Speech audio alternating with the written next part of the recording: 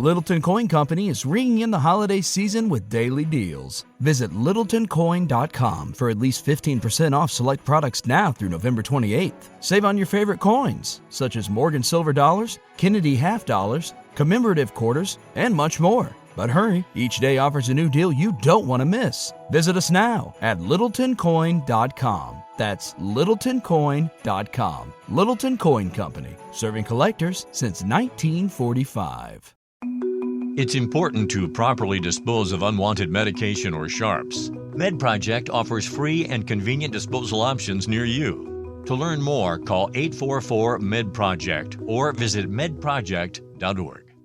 Hello, thanks for joining us. This is Space Nuts. My name is Andrew Dunkley, your host. It's great to be with you. Coming up, we're going to talk about Fred.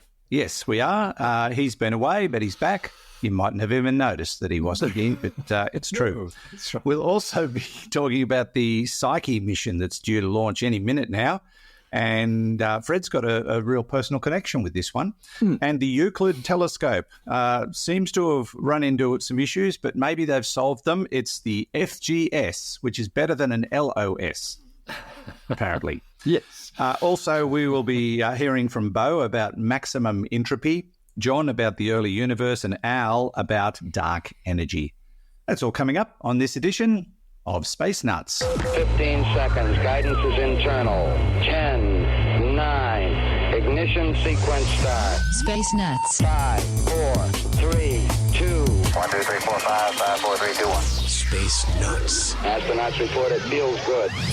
And joining us to talk about all of that and so much more is Professor Fred Watson, astronomer at large. Hi there, Fred. Hello, Andrew. How are you?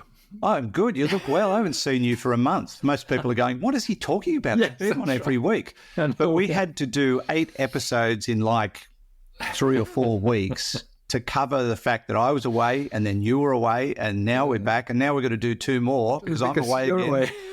It's just ridiculous. But there you go. Probably no need to explain it because everyone's going, no, the episodes are there. You must have been home. So tell us about your trip. Sleight Where'd of you hand. go? What did you do? Well, it was Anyone famous aside from yourself? You meet Yes. someone famous every day in the mirror. I met somebody infinitely more famous, certainly than me, and probably even you as well. Definitely. Because so this was it's a kind of 2-pronged absence. 3 weeks of my absence were on one of Marnie's tours, which was of the UK, beginning in the Channel Islands, which are nearer to France than they are to Britain, and then ending in the Shetland Islands, which are nearer to Norway than they are to Britain. Nearly, actually, it's about the same distance. But yeah, wonderful stuff all the way. So we had a group of about 20 people. The Channel Islands, marvellous, lovely weather. Also interesting history there because not only are there fortifications everywhere against the Napoleonic invaders in the early 19th century, but there's a lot of World War II stuff as well because, as you probably know, the Channel Islands were actually occupied by Germany during World War II. I was aware of that. On a bit of Britain that was. And then we were up through Cornwall, took in a lot of really interesting history there, went to Land's End, went to That's where my family comes from. Is it Cornwall. Dunkley's? Yes. Should have known that. I'd have looked him up.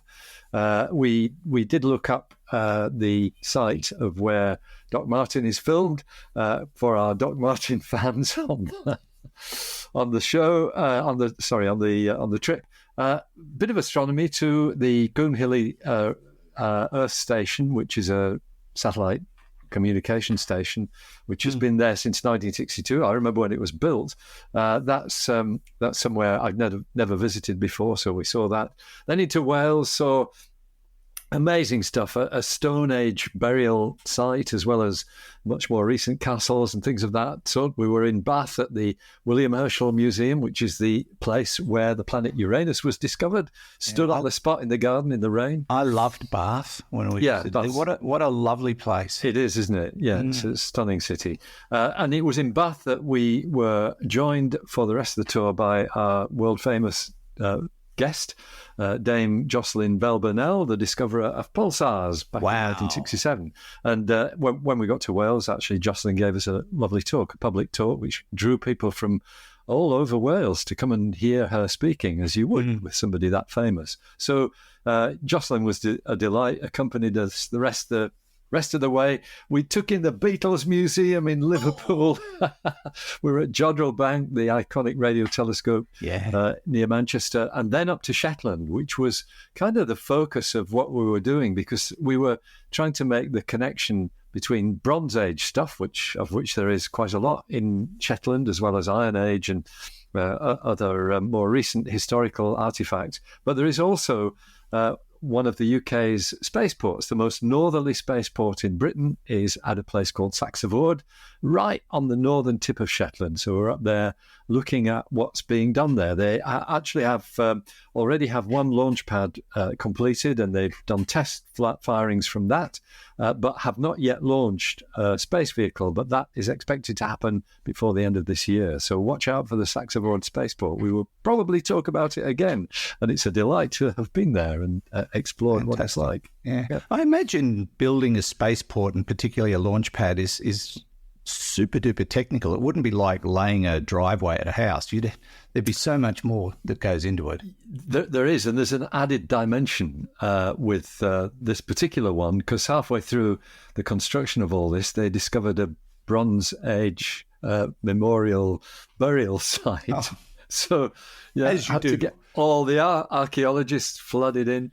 But the spaceport's actually privately run, a privately run venture, and they are really enthusiastic about the fact that they've now got a Bronze Age burial site on their territory, as well as a few Space Age things. In fact, they said, there's a nice quote from the guy who's the CEO of the spaceport.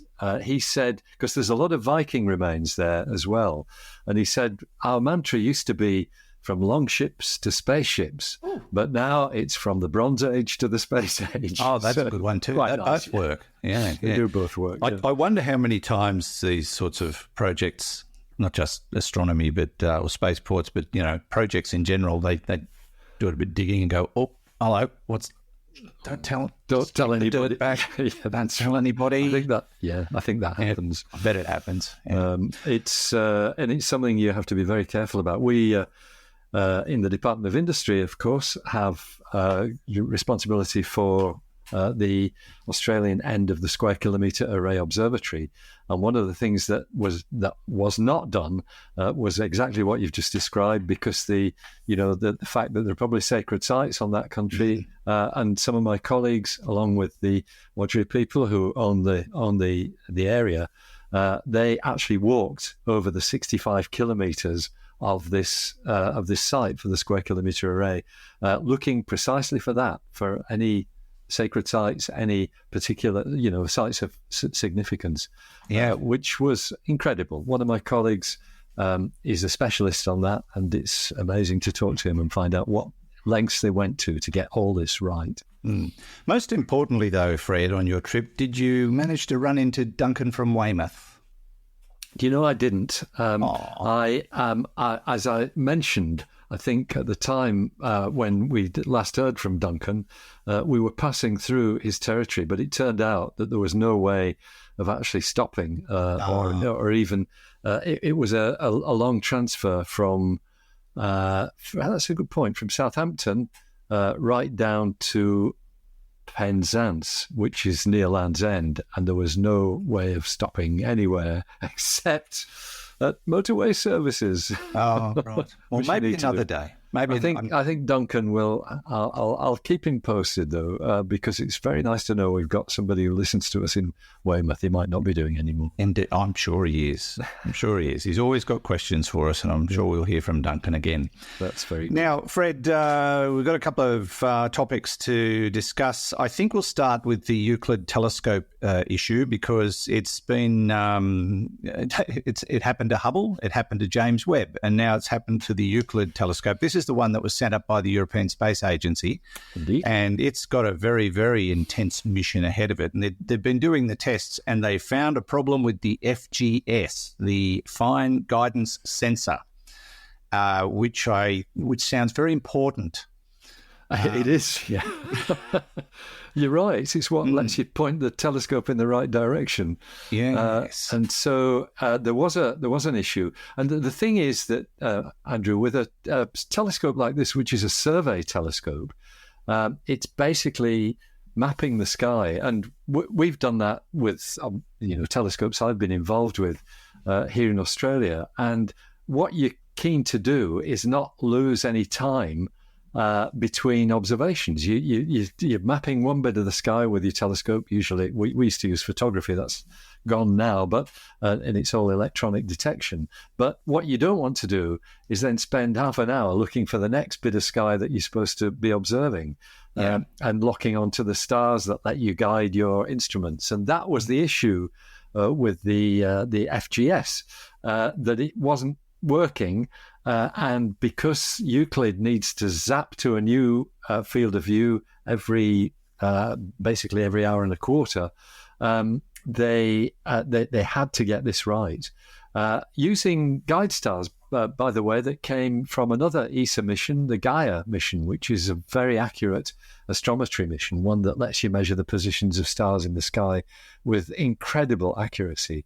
It's fairly easy for our listeners and viewers to go on the web and find what the images were looking like when the fine guidance sensor was failing, because there's all these trails of star images which look like a complete random walk in the sky. The telescope's clearly looking for something and not finding it. So it's just like somebody's drawn scribbly lines on a piece of paper. But that's now been cured. The issue, I'm not actually sure what it is. I think it was to do with it's something that we used to have trouble with on terrestrial telescopes, and that's cosmic rays.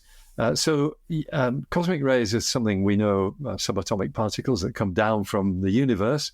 If they hit one of these electronic sensors, they cause a flash or a little line. And we had terrible problems getting rid of those. Certainly with one of the instruments that I was involved with, it was a long, drawn-out problem. We were worried that we were going to have to put the whole thing in a lead casing to stop these cosmic rays coming through, because there was so much sort of interference on the screen. And I think it's been the same problem with the fine guidance system of the Euclid instrument, and I think they have now led to, they've corrected that basically by a software update to the telescope's control system. I think they're calling it a software patch. That's right, yeah. They must have got advice from iPhone 15 technicians. Have you got software patches on iPhone 15? Yeah, I've had an iPhone 15 for a bit over a week, and I think I've had 2 software updates already. Have you really? Yes. Yeah. And my wife got the 15, I got the 15 Pro, and hers has been overheating, which has been in the news. Oh, but that's a worry. They've patched that as well. Oh, that's good. Yeah.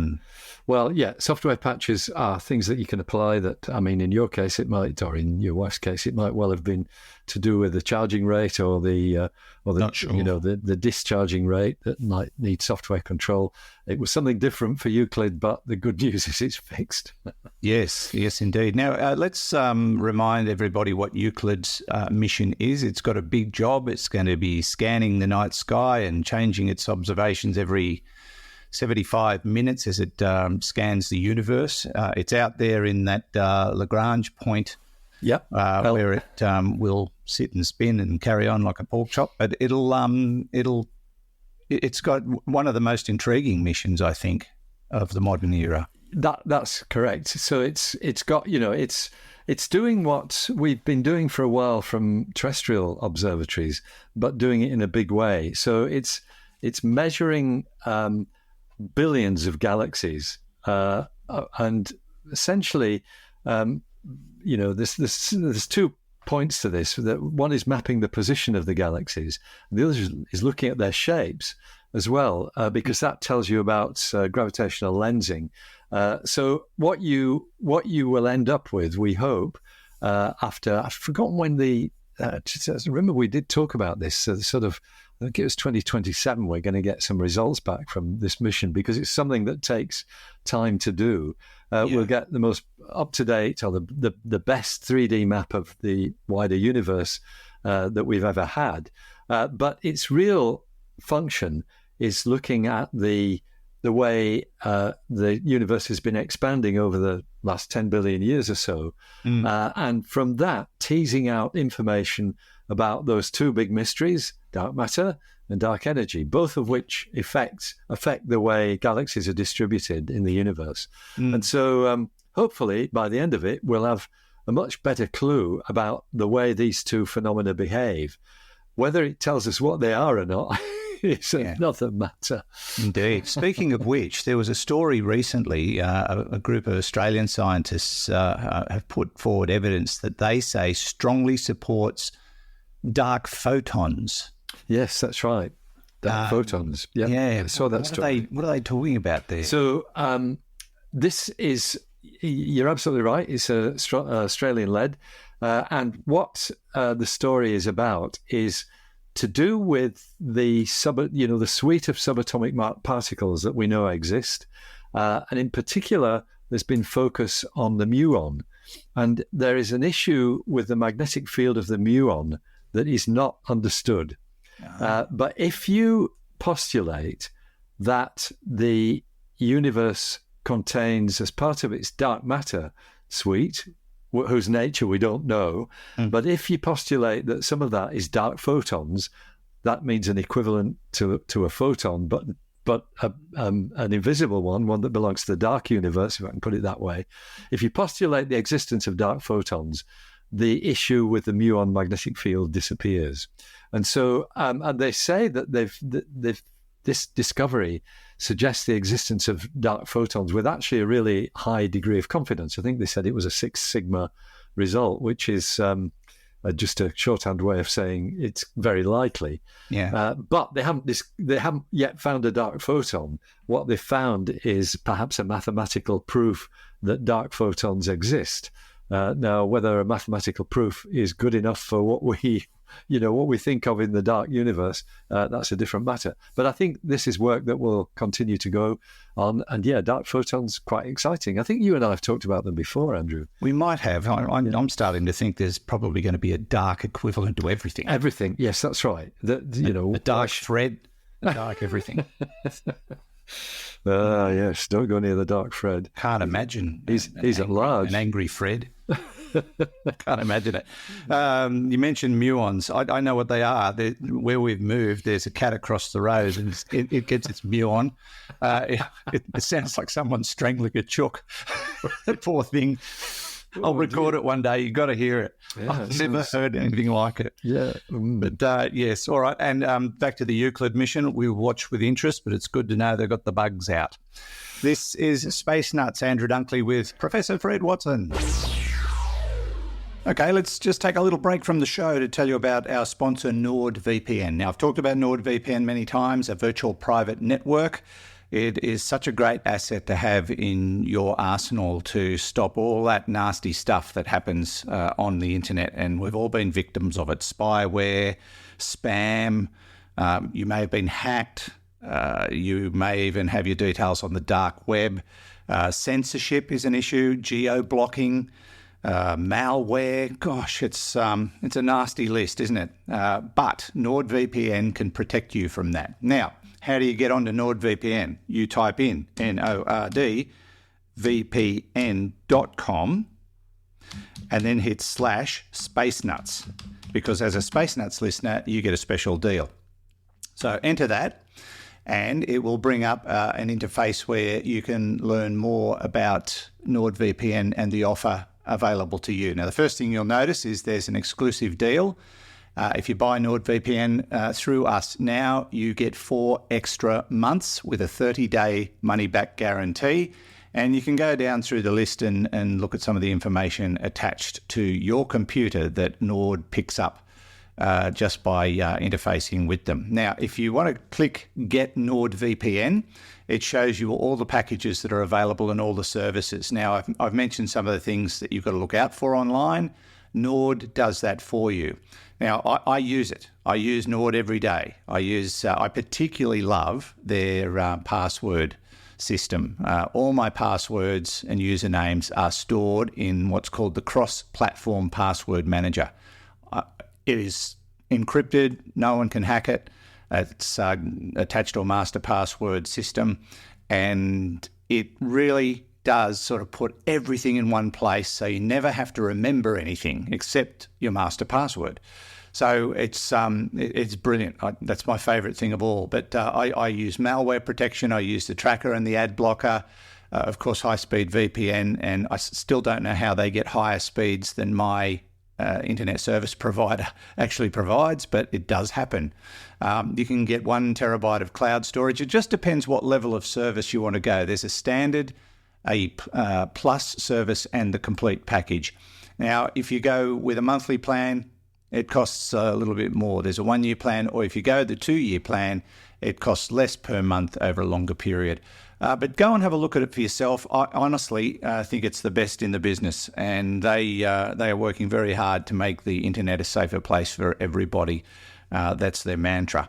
So jump online, nordvpn.com/spacenuts, and get the deal, because it is really worthwhile. And you've got a 30-day money-back guarantee if you're not happy. That's nordvpn.com/spacenuts. Now back to the show. Okay, we checked all 4 systems and keying with a go. Space Nuts. Now, Fred, this is an exciting mission as well. And as we speak, maybe it's already happened for some people who are slow downloaders. You can go beyond dial-up. If you, there are things out there that are a bit quicker. But yes, the Psyche mission. This is a mission that NASA's put on to go out and visit this asteroid. Because it's different. It's metallic. And this is one you've got a connection with. You studied this before we knew exactly what it was. I did, yeah. Yeah. Back in the 70s, actually, when I was doing my master's degree at St Andrews, my degree was about the orbits of asteroids. And Psyche was one of the asteroids whose orbit I studied. It was asteroid number 16, so we called it 16. And I saw the results to Fred's test, and he went, it does orbit. Yes, that was it. That was the answer. It goes around the sun. Got 100% for that. 100%. But what we've learned since, as you said, is that the asteroid Psyche is possibly, maybe even probably, but possibly the central core of a planetesimal, an object that was going to be a planet but never made it.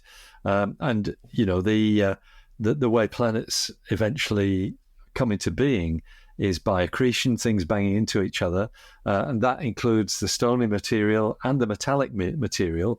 But with the heat that's generated by those collisions as planets are forming, the metallic material, which is mostly iron, sinks to the center under its own gravity. It just pulls itself into a blob in the middle of one of these molten planetesimals. And we think what's happened is that quite early on in the history of the solar system, something has banged into this planetesimal and basically sheared off its outer stony mantle and left the metallic core. So you're quite right.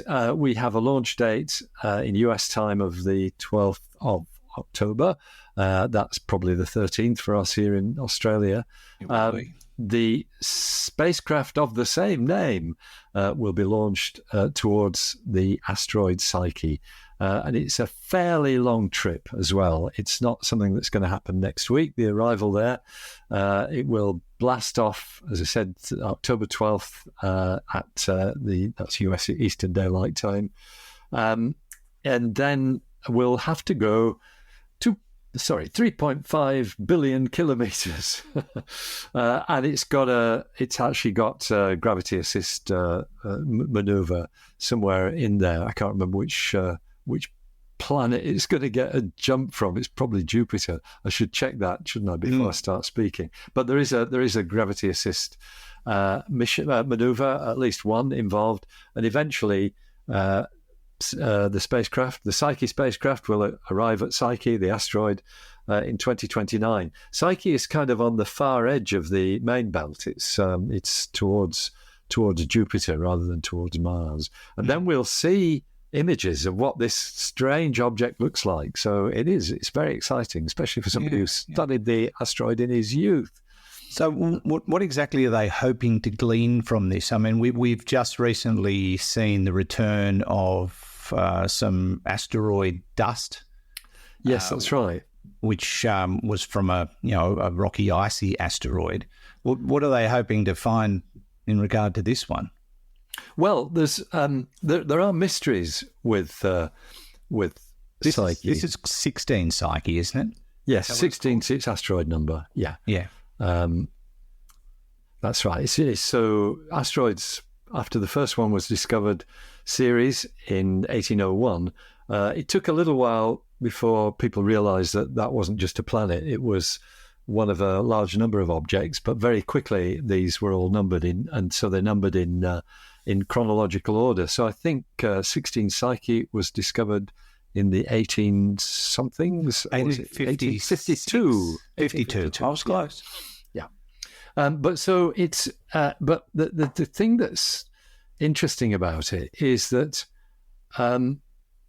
when you look at, so you can actually investigate to some extent the material of its surface by looking at the spectrum of the object. That tells you, especially in the infrared, it'll tell you about the chemistry on the surface of an asteroid, and there are differences between Psyche and what we see on other asteroids. So things like iron oxides, which are present in most of the inner solar system, and we've only to look at Mars to see iron oxide displayed in a very red nature. There's nothing like that on Psyche. And it's interesting because if you've got something that's mostly made of iron, and you put it in the presence of oxygen, which will be certainly in the the nebula that the solar system formed from, you would expect to see these oxides, but apparently you don't. And so this is leading people to speculate that maybe Psyche might tell us things about the formation and evolution of planets that at the moment that we're missing. There might be additional steps in it that we don't really know about, or that there are two ways of making planets rather than just the one that we all talk about.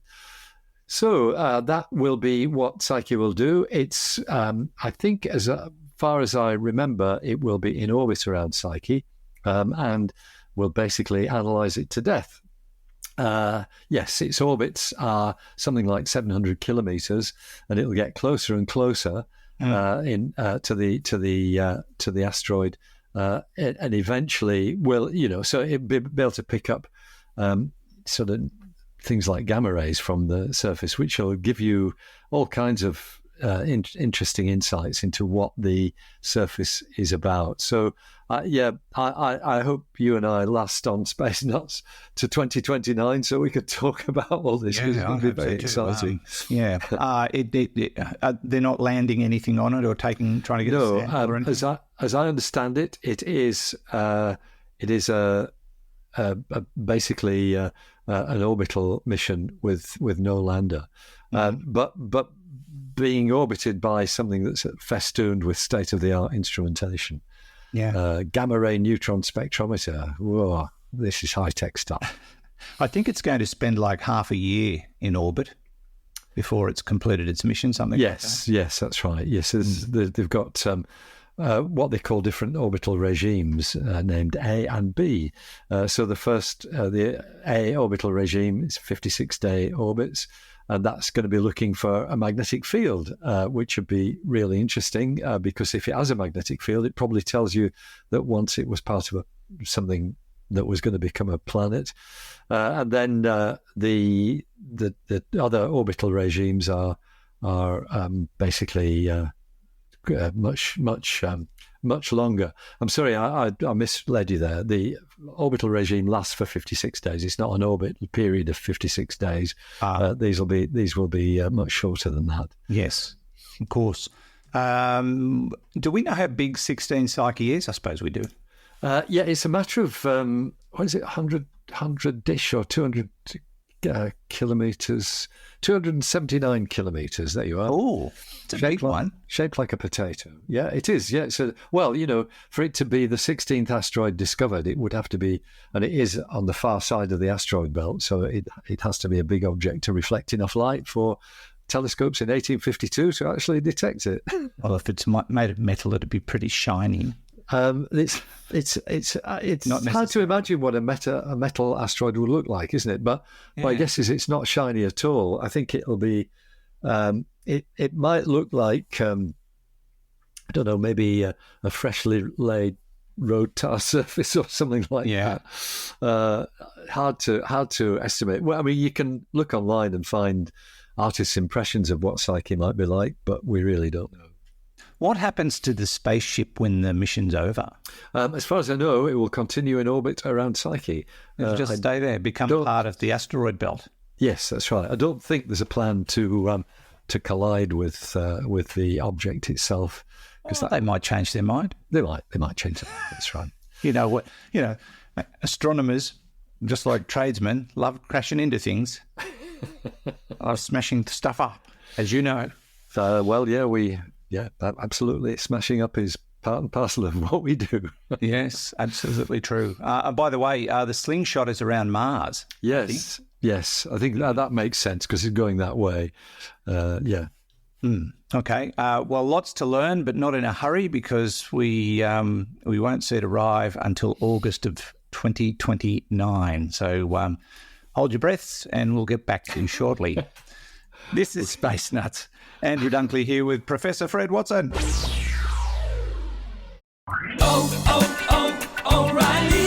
It's Superstart Battery Month at O'Reilly Auto Parts. Get up to a $25 gift card after rebate with the purchase of select Superstart batteries. Our professional parts people will test your old battery for free and recommend the right battery for your vehicle. For power, performance, and reliability, choose Superstart batteries only at O'Reilly Auto Parts. O'Reilly Auto Parts.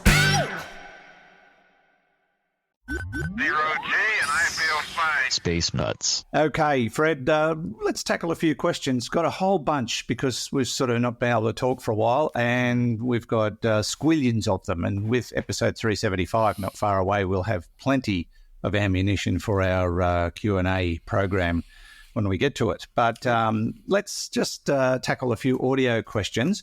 Our first one comes from Bo. Hello, Fred and Andrew. It's Bo here from Melbourne in Australia. I love your show. I've got a correction, a question, and a dad joke for you. First of all, the correction. The name of the Chinese moonlander program is pronounced Chang'e, not Chang'e, because that's the place in Singapore, but it's pronounced Chang'e, like an ER with an upward inflection. If you can please refer to that in the future episode, that'd be great. And of course, Chang'e is the moon goddess in Chinese mythology. On to my question. What happened to time and space when the universe reaches its maximum entropy? I would assume there'll be no gravity because there's no matter, therefore there'll be no light, no energy as such. But what happened to its time and space itself? Does that evaporate or cease to exist? And if so, how do you actually know you've reached maximum entropy because there's no space as such? Anyway, that's just a thought.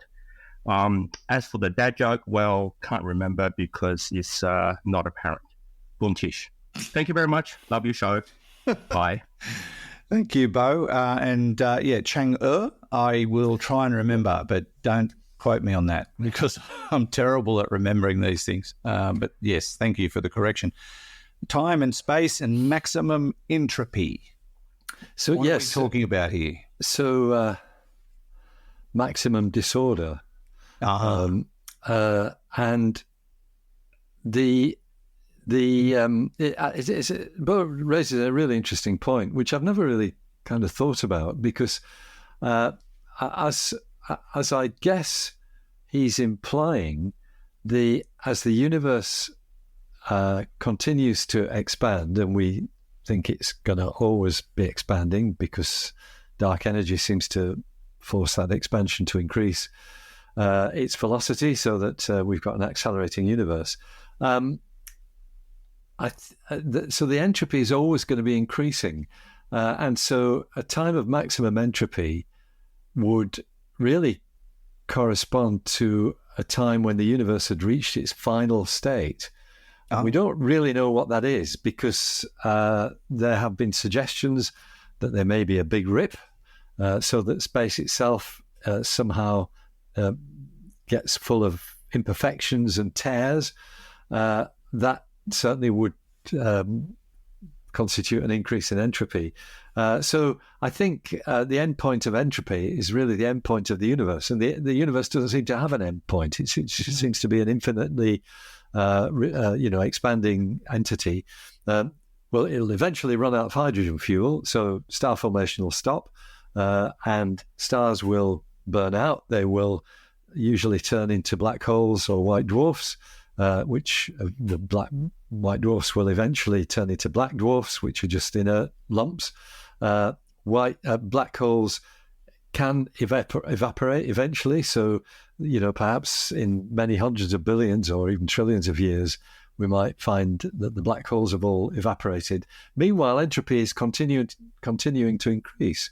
So we've got a situation where there might never be a maximum point of entropy. It's always going to be more entropic than it was the day before.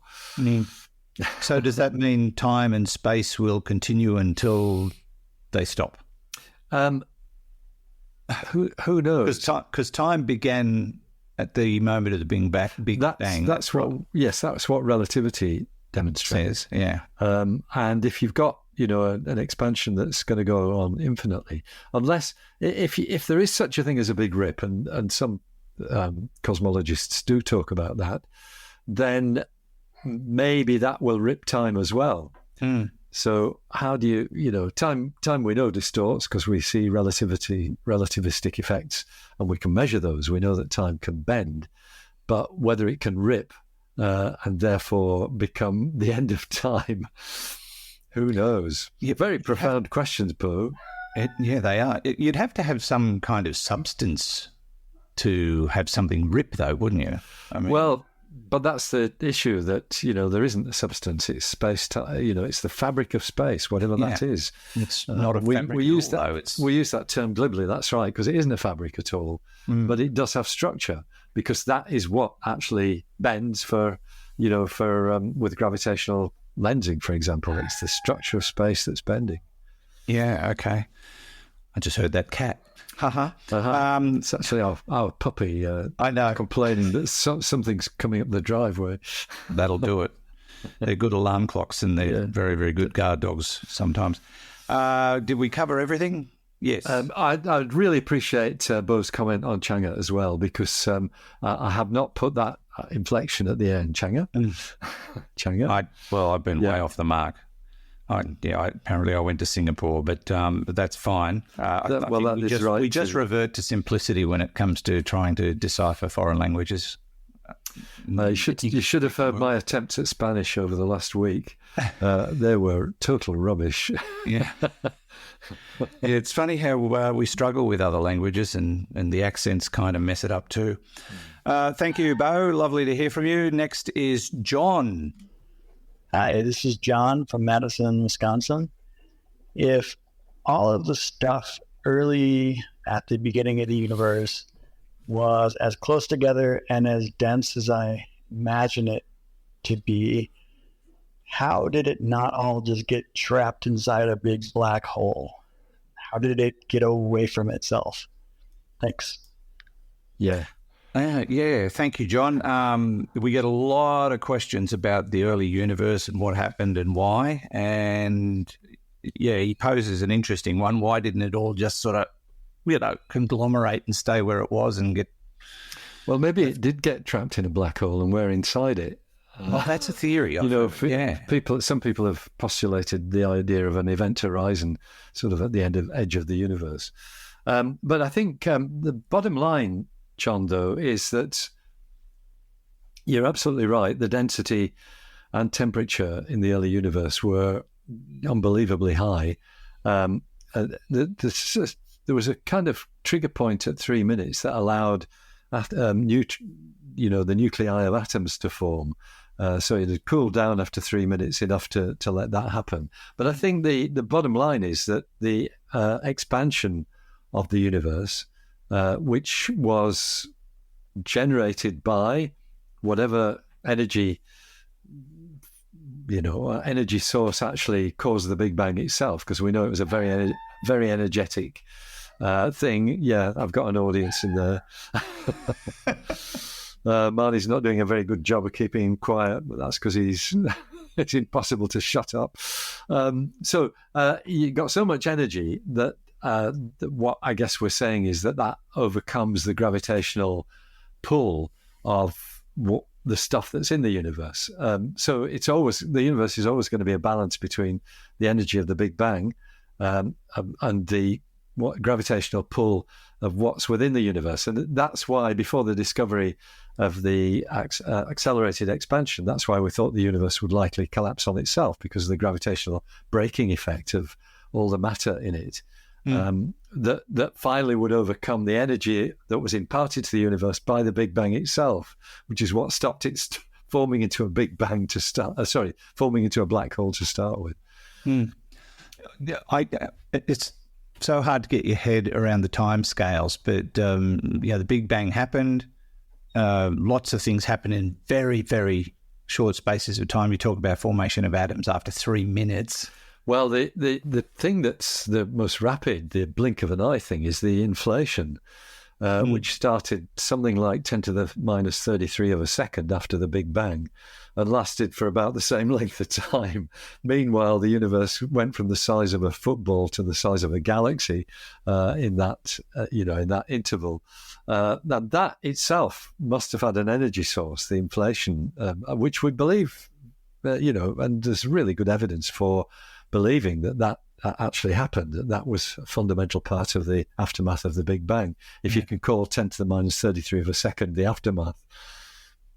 Well, do we know what fueled it? What fired it? No idea. The standard story is in the beginning there was nothing and then it exploded. Yeah. And that's as much as we know. It's probably one of the biggest, if not the absolute biggest mystery of the universe. Yeah, were we all there at some stage, or did we sort of, the bits and bobs that created? Yeah, we were all part of that. We were stuff. all in there. All the particles that eventually became you and me, except they were in a different form, because there was the only nuclei were hydrogen and helium, and a few trace elements of lithium and things like that. So we've existed in some form for 13 point whatever, 8 billion years. The particles that made us. That's right. That's why you feel old, Andrew. Yeah, that's why my leg hurts. Absolutely. Yeah. So no, the matter didn't get trapped, John, because what was the answer? Whatever exploded the universe was powerful enough to stop it from happening. Well, in other words, it could overcome gravity. Yeah. Well, if you're talking about an expansion in the milliseconds over the size of a galaxy, that's massive power. Yeah, it is. Yeah. Humongous power. And so we just call it inflation, which is kind of understates it, really, doesn't it? Yeah. Don't talk about inflation in Australia at the moment. No, that's right. Okay, thank you, John. Our final question comes from Big Al. Hello, this is young Al from the Sunshine Coast. If you were to go into a black hole, time slows down according to where we are. And conversely, if we look at the distant universe, it becomes less dense the further away it is, and time speeds up compared to us. They are accelerating. Doesn't this explain dark energy? Ah, okay. Well, so we try to explain dark energy. It's as good as any. No, it doesn't. No, apparently not. But I'm trying to help you there, Al. Yeah, and I'm trying to help you as well, Al. So the time dilation phenomenon, I don't think, which is real, and there was a paper not 2 months ago, I think, where that time dilation was observed. I think you and I spoke about it. The gravitational time dilation in the early universe. I don't think the phenomena that you're talking about, Al, are big enough to account for the apparent acceleration of the expanding universe. I think time dilation phenomena are already taken into account when you calculate what the universe is doing. Okay. You don't sound convinced, Andrew. I'm just confused, as usual. Yeah. I did see a story, I think it was even today, I happened across a story about a study that's suggesting that the majority of the universe is made of dark energy. Yeah, it is. But it is 75% or something. Energy versus matter, though. Yeah, so that's when you talk about the mass energy content of the universe, because matter and energy are equivalent, equals mc squared. And so you lump them all together. So if you're only talking about matter, then we've got normal matter and dark matter outweighs normal matter by about 5 to 1. Right. If you're talking about everything, the whole mass energy budget or matter energy budget of the universe, then the dark energy is by far the biggest. Okay. It's 3/4 of the universe. Wow. Yeah. There you go. Yeah. All right. Thank you, Al. Great questions today, and they were very thought-provoking. And we appreciate them. If you'd like to send us a question, we welcome them. We've got quite a few, but we do tend to run through them pretty rapidly. So please don't hesitate if something pops into your expansive brain and you need to know. Fred has all the answers. No response. Yes, no, I'm just writing down what I need to think about for next. So if you go to our website, spacenutspodcast.com or spacenuts.io, you can send us a question through the AMA tab or the little thing on the right-hand side where you can click. If you've got a device with a microphone, you're all set. Just don't forget to tell us who you are and where you're from. We like to know. And you can send us your questions anytime you like, 24 hours, 7 days a week. We will get to them around about the same time as the Psyche probe arrives at its target. 2029 August. Yes, so stay tuned. That's just about it, Fred. Thank you very much. Oh, it's a pleasure. It's always a pleasure, mostly. Good to talk to you, Andrew, and look forward to speaking again next week. I'm going to blatant jet lag for that comment. Thank you, Fred, and we'll catch you on the next episode. And thanks to Hugh in the studio, who was, all fit and ready to go today and then pressed the wrong button, but he eventually caught up. And from me, Andrew Dunkley, thanks for your company. Catch you on the very next episode of Space Nuts. Bye-bye. Space Nuts. You've been listening to the Space Nuts podcast. Mission complete, Houston. Available at Apple Podcasts, Google Podcasts, Spotify, iHeartRadio, or your favorite podcast player. You can also stream on demand at Bytes.com. This has been another quality podcast production from Bytes.com.